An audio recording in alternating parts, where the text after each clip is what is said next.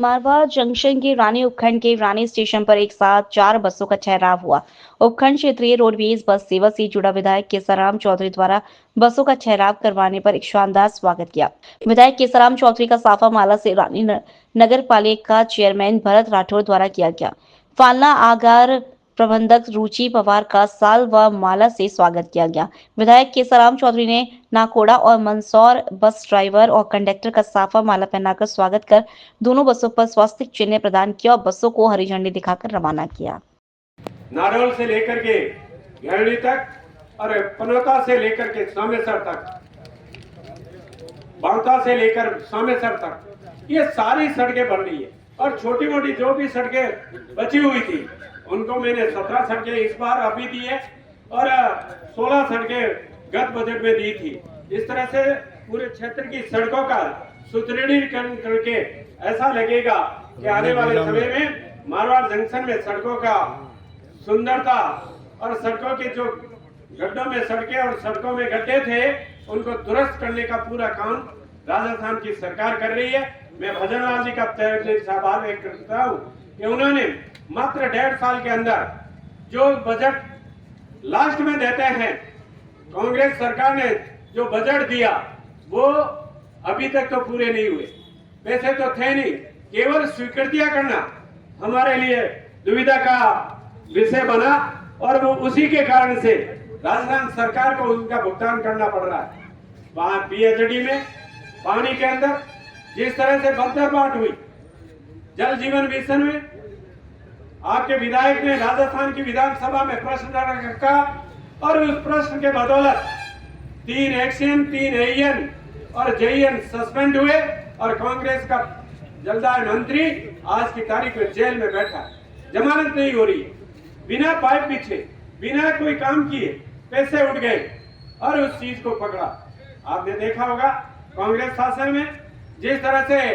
किसान सम्मान निधि में मोदी जी ने जो पैसे किसानों के लिए भेजे उसमें भी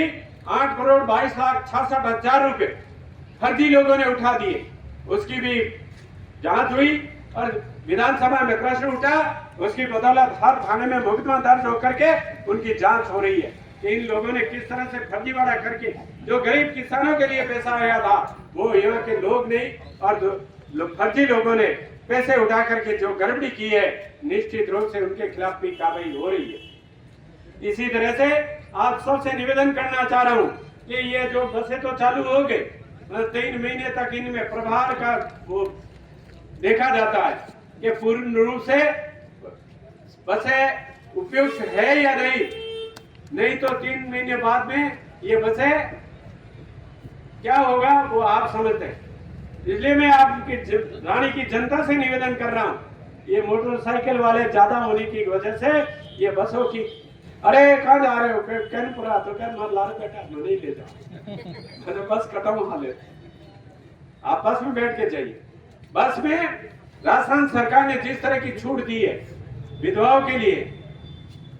परित्यागता महिलाओं के लिए, विकलांग, अरे जिस तरह की जो भी वृद्धा लोगों को लिए पेंशन, मतलब रियायती दर पर बस में सफर करना 50% महिलाओं के लिए और 80% दिव्यांगजन के लिए भी ये व्यवस्था की है। इसलिए आप इस राजस्थान सरकार के दी हुई सौगात का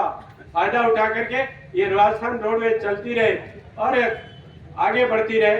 यही निवेदन करते हुए पुनः मैं रानी की जनता का तहे दिल से आभार व्यक्त करता हूँ कि आपने इस बार मुझे जिस तरह से भारी मतों से जीता करके राजस्थान की विधानसभा में भेजा है, मैं निश्चित रूप से रानी का पूरा कर्जा उतारने की पूर्ण रूप से कोशिश करूंगा और आपको विश्वास दिलाता हूँ कि निश्चित रूप से रानी वापस विकसित